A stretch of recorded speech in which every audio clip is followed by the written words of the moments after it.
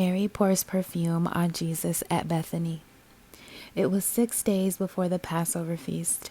Jesus came to Bethany where Lazarus lived. Lazarus was the one Jesus had raised from the dead. A dinner was given at Bethany to honor Jesus. Martha served the food. Lazarus was among the people at the table with Jesus. Then Mary took about a pint of pure nard. It was an expensive perfume. She poured it on Jesus' feet and wiped them with her hair. The house was filled with the sweet smell of the perfume. But Judas Iscariot didn't like what Mary did. He was one of Jesus' disciples. Later, he was going to hand Jesus over to his enemies. Judas said, "Why wasn't this perfume sold? Why wasn't the money given to poor people? It was worth a year's pay." He didn't say this because he cared about the poor. He said it because he was a thief. Judas was in charge of the money bag. He used to help himself to what was in it. "Leave her alone," Jesus replied. "The perfume was meant for the day I am buried. You will always have the poor among you, but you won't always have me." Meanwhile, a large crowd of Jews found out that Jesus was there, so they came. But they did not come only because of Jesus. They also came to see Lazarus. After all, Jesus had raised him from the dead, so the chief priests made plans to kill Lazarus too. Because of Lazarus, many of the Jews were starting to follow Jesus. They were believing in him. Jesus comes to Jerusalem as king. The next day, the large crowd that had come for the feast heard that Jesus was on his way to Jerusalem. So they took branches from palm trees and went out to meet him. They shouted, "Hosanna! Blessed is the one who comes in the name of the Lord. Blessed is the King of Israel." Jesus found a young donkey and sat on it. This is just as it is written in Scripture. It says, "City of Zion, do not be afraid. See, your king is coming. He is sitting on a donkey's colt." At first, Jesus' disciples did not understand all this. They realized it only after he had received glory. Then they realized that these things had been written about him.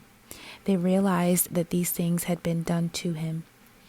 A crowd had been with Jesus when he called Lazarus from the tomb and raised him from the dead, so they continued to tell everyone about what had happened. Many people went out to meet him. They had heard that he had done this sign. So the Pharisees said to one another, "This isn't getting us anywhere. Look how the whole world is following him." Jesus tells about his coming death. There were some Greeks among the people who went up to worship during the feast. They came to ask Philip for a favor. Philip was from Bethsaida in Galilee. "Sir," they said, "we would like to see Jesus." Philip went to tell Andrew. Then Andrew and Philip told Jesus. Jesus replied, "The time has come for the Son of Man to receive glory. What I'm about to tell you is true. Unless a grain of wheat falls to the ground and dies, it remains only one seed. But if it dies, it produces many seeds. Anyone who loves their life will lose it, but anyone who hates their life in this world will keep it and have eternal life. Anyone who serves me must follow me, and where I am, my servant will also be. My Father will honor the one who serves me. My soul is troubled. What should I say?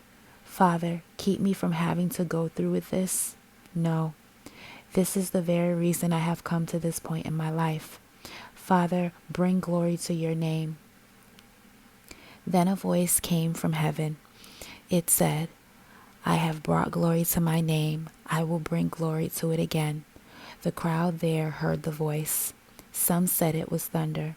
Others said an angel had spoken to Jesus. Jesus said, "This voice was for your benefit, not mine. Now it is time for the world to be judged. Now the prince of this world will be thrown out, and I am going to be lifted up from the earth. When I am, I will bring all people to myself." He said this to show them how he was going to die. The crowd spoke up. "The law tells us that the Messiah will remain forever," they said. "So how can you say the Son of Man must be lifted up? Who is this Son of Man?" Then Jesus told them, You are going to have the light just a little while longer.